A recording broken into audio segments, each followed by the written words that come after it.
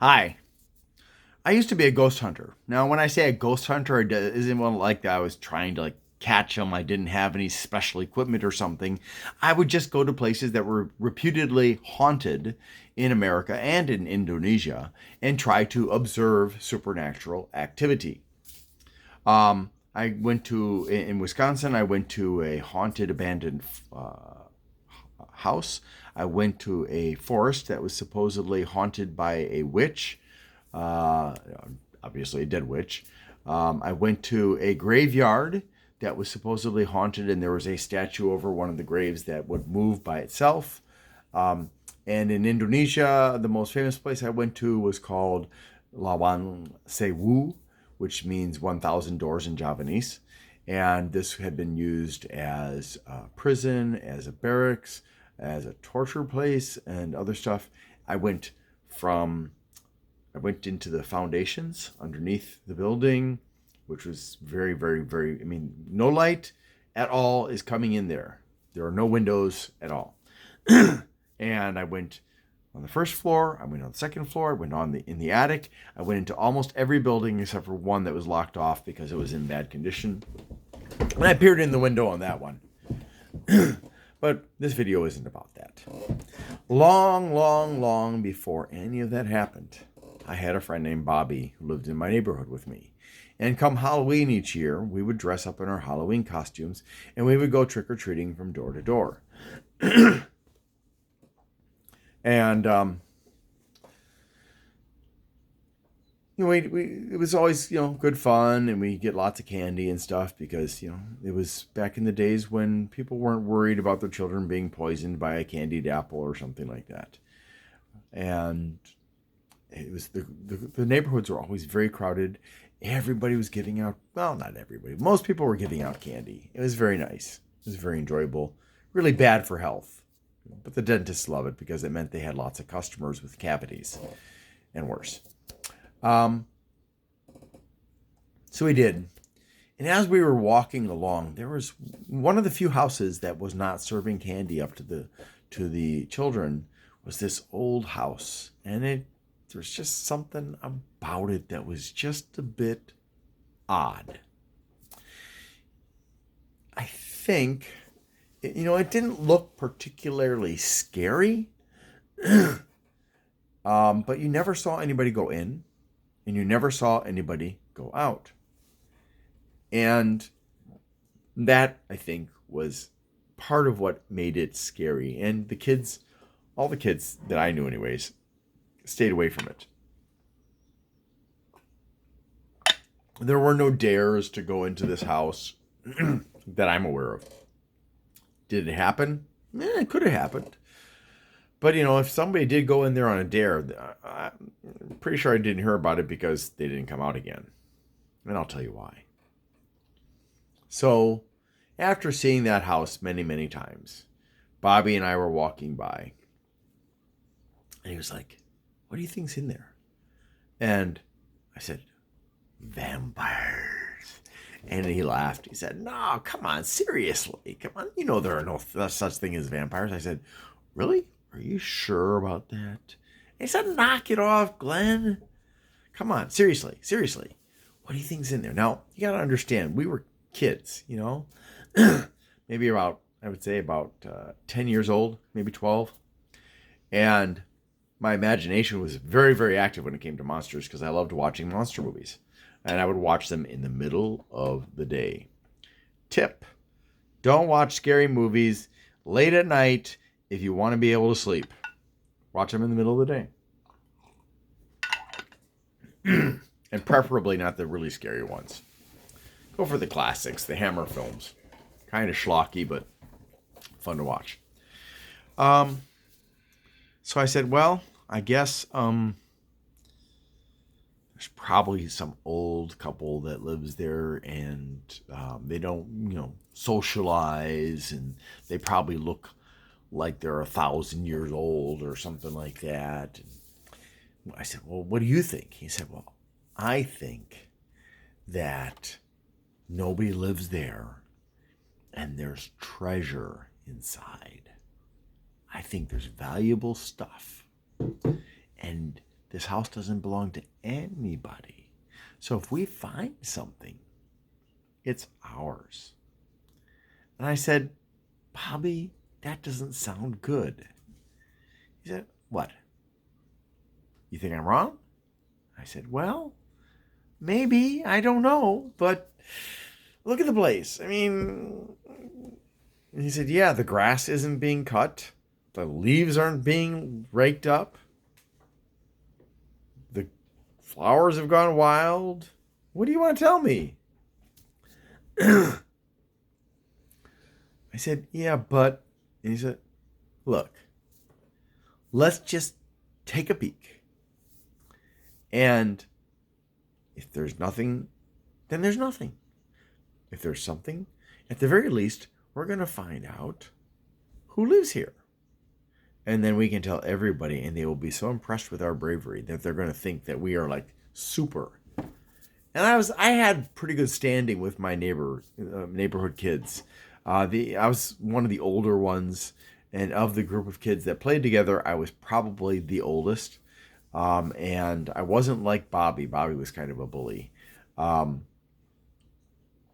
was looked up to.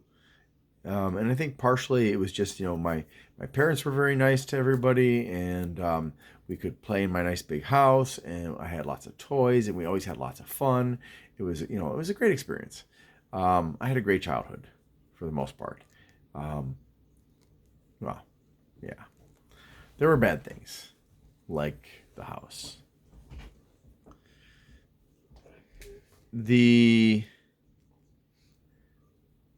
Like I said, the house didn't look scary, but the fact that we didn't know anything about who lived there, and nobody seemed to know who lived there, and had never seen anybody, but sometimes supposedly they had seen lights on inside.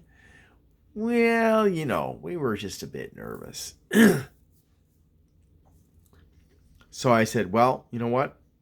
I'll tell you what. If you want to find out so bad, or probably more like the treasure, Bobby. Yeah, hello, he said.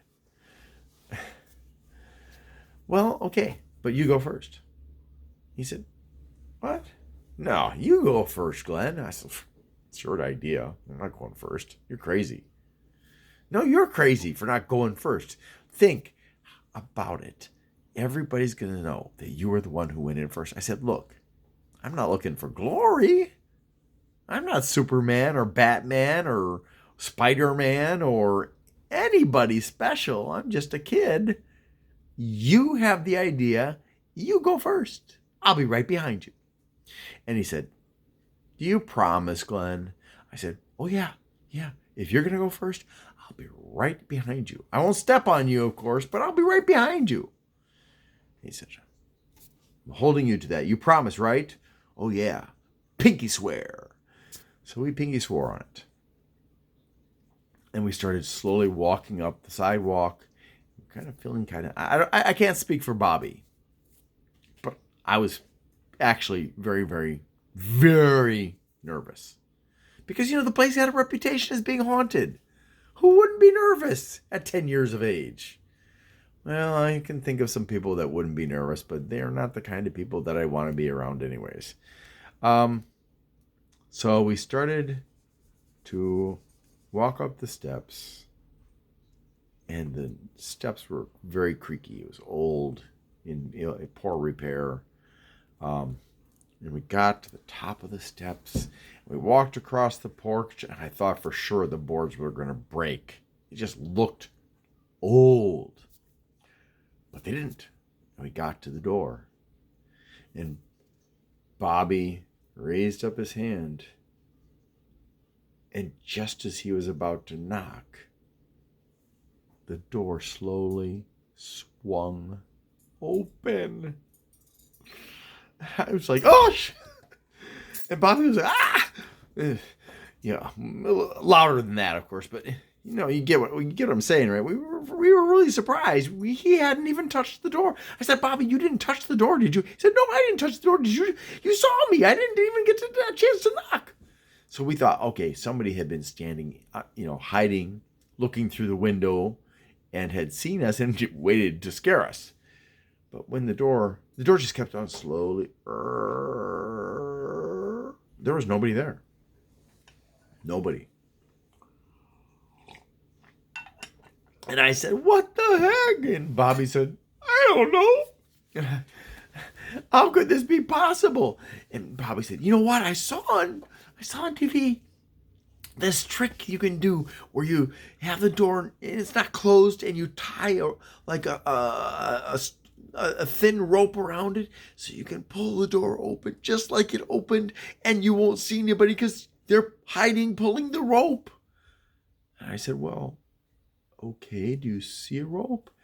And for some reason it was really dark in there. I don't know why, but we couldn't properly see to tell if there was a rope attached to the doorknob.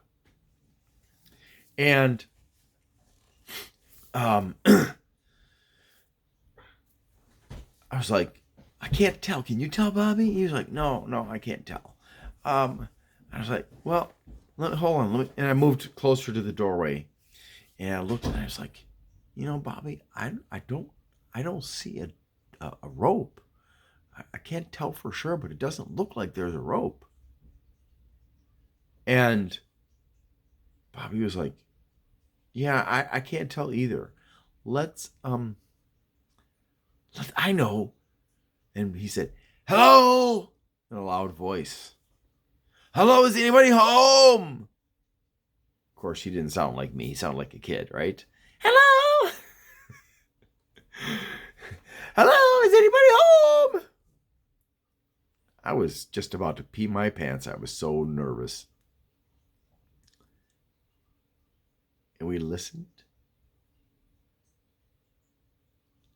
I thought I heard something moving around in there, but it didn't sound like a human kind of moving around. It sounded like something kind of scuttling. And he elbowed me and he said, "You try." I was like, "But you already tried. Nobody answered. There's nobody home. You try. Before we go in, we got to make sure there's nobody here." I said, "Okay, but what if we go in? How are we going to know if somebody lives here or not?" "Duh," he said. "We'll see like stuff. We'll see like there's food. We'll see footprints in the, whether if there's dust on the floor or no dust. There will be all kinds of stuff." I was like, "Oh yeah, you're right." "Of course I'm right," he said. "Now you call." He elbowed me again. I was like, "Stop it." He said, "Then call." I said, "Fine." "Hello." Excuse me. "Hello, is anybody there? Hello? Mr. and Mrs. Whoever you are."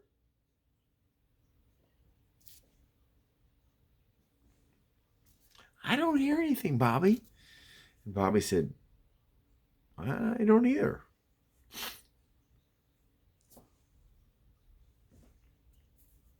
So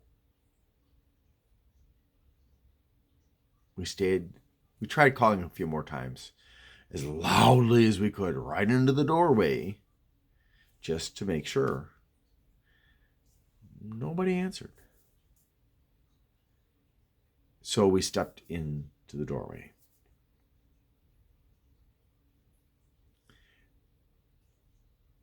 And at first we kind of forgot why we were there.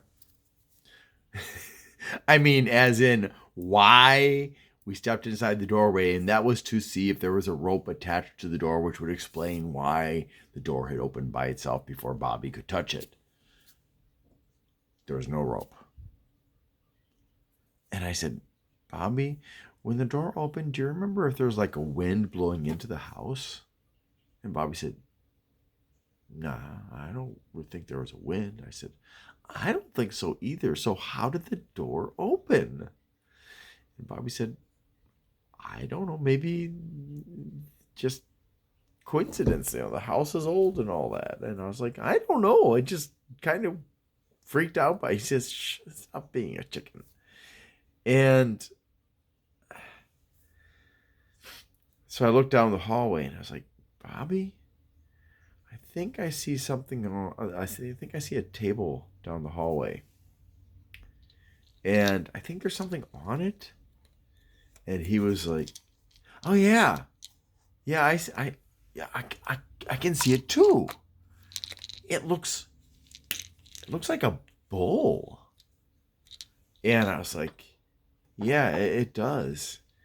And so we like almost unconsciously stepped closer to that table. Just a couple of steps. And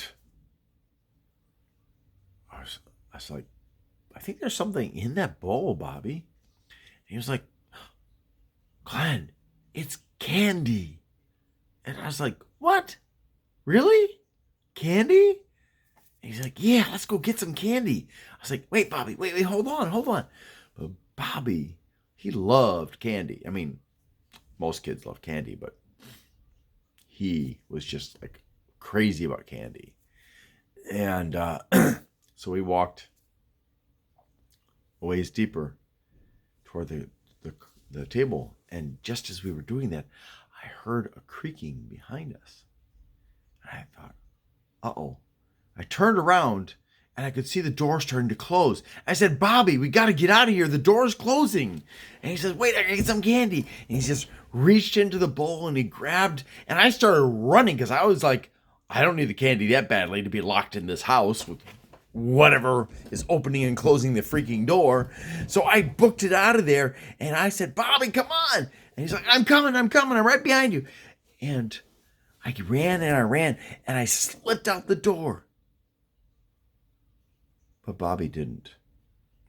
He ran smack into that door as it closed.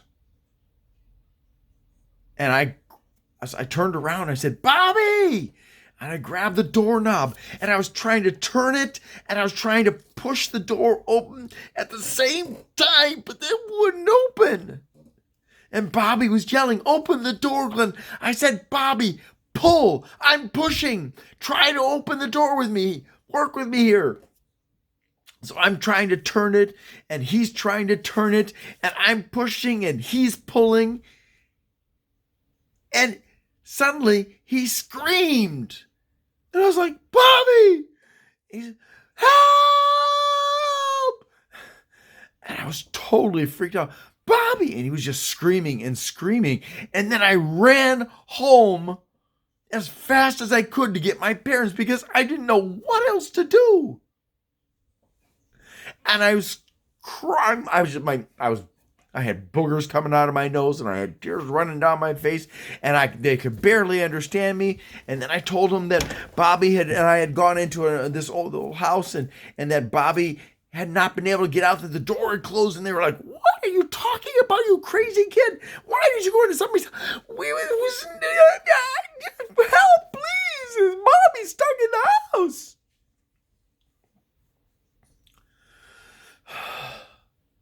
And they got me to calm down, and they got in. We got in the car. It was short run, but my dad was kind of fat. And we didn't want to run, and we figured it'd be better to have the car in case we needed to run to the hospital or something. And so I'm crying and blubbering and acting like a little baby. And my dad and mom are in the car with me and my sister. And we turn down the street, and my dad is saying, "Where's the house? Where's the house?" And I'm looking for it. I started crying really hard, and my dad and my mom were looking at me like I'm crazy, and my sister's like, "Stop it! Where's the house?" I said, "I don't know. It's not there anymore." The house had simply disappeared. We went up and down that street. We went up and down every possible street in that area. The house was not there. We called the police. We went to Bobby's house, and his parents didn't know where he was, and they were getting freaked out, and they called the police, and the police showed up, and the police searched for him. Bobby was never found, nor was the house, for that matter. So maybe you can understand why I've hunted ghosts on 2 continents. Thanks for watching and have a great day.